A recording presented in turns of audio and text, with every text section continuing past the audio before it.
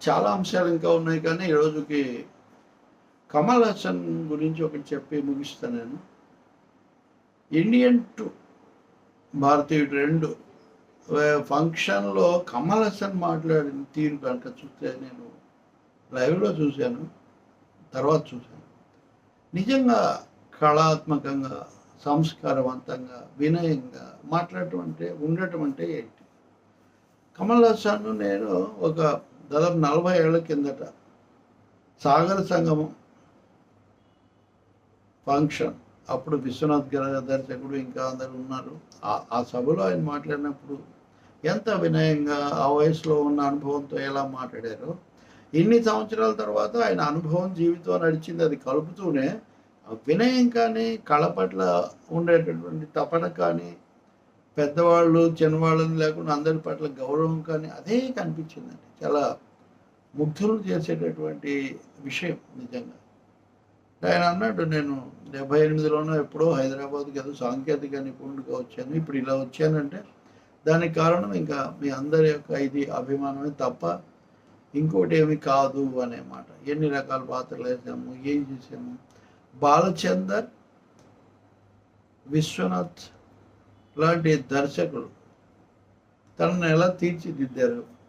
ఇప్పటికి కూడా రజనీకాంత్ కళ్ళలోకి చూసినా, నా కళ్ళలోకి చూసినా బాలచందర్ కనిపిస్తాడని ఆయన అంటున్నాడు. దర్శకుడికి ఎంత గౌరవం, ఎంత విలువ ఇస్తున్నారో చూడండి. ఎన్ని రకాల పాత్రలు చేశాను, అందరు పొగుడతారు కదా సహజంగా కమల్ హాసన్ లెజెండ్ అని.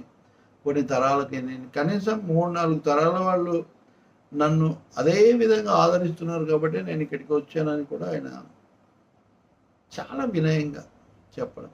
ఇంకోటి కూడా మనం చూడవచ్చు, ఇప్పుడు కల్కితో ఇంకా చాలా అంతకుముందు RRR, బాహుబలి, కేజీఎఫ్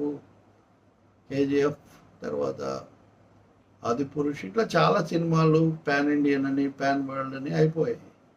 కానీ భారతీయుడు ఇండియన్ సినిమా వచ్చినప్పుడు అది చాలా భారీ చిత్రం. అప్పటికి అవన్నీ శంకర్ చిత్రాలన్నీ చాలా భారీగా ఉండేవి. ఒక చిన్న సోషల్ మెసేజ్ కూడా ఉండేది వాటిలో. కమల్ హాసన్ ఏమంటారంటే, అప్పుడు మాది భారీ చిత్రం అని అందరు విమర్శించారు, కానీ ఇప్పుడు మేము ఆ సినిమాకు పెట్టిన మొత్తం ఖర్చు ఇప్పుడు ఒక షెడ్యూల్ కూడా సరిపోదు ఇప్పుడు తీసే సినిమాలకు అని చెప్తారు.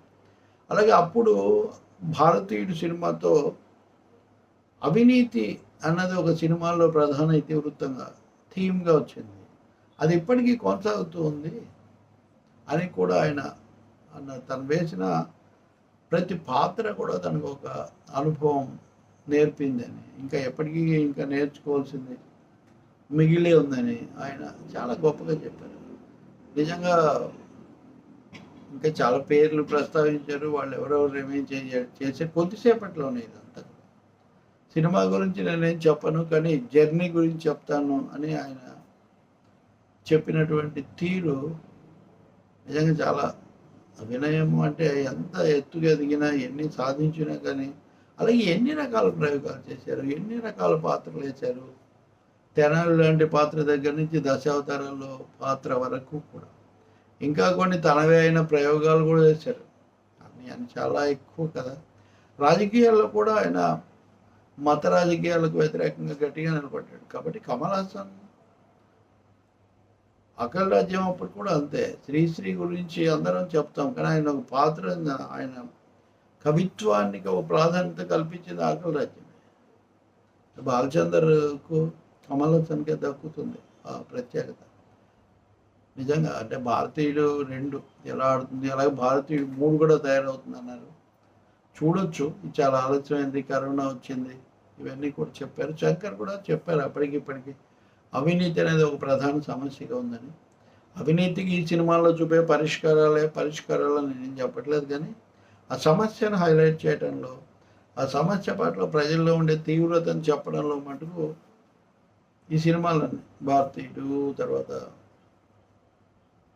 వరుసగా వచ్చాయి కదా అపరిచితుడు, ఒకే ఒక్కడు, ఇట్లాంటి శివాజీ, ఠాగూర్, ఇలాంటివన్నీ కూడా ఒక పాత్ర వహించాయి. కమల్ హాసన్ ప్రత్యేకించి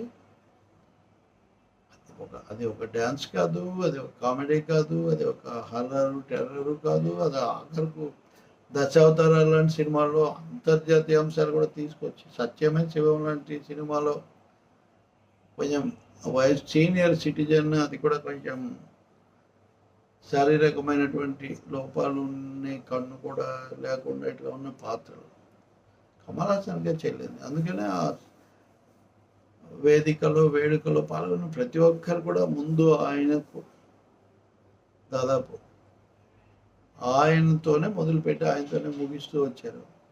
ఇట్లాంటి కమల్ హాసన్ సాగర్ సంగమం నాకు ఎందుకు గుర్తుందంటే, ఆ రోజు ఆయన ప్రెస్ మీట్లో ఐ టచ్ యువర్ ఫీట్ అనేసారు అందరిని ఉద్దేశించి.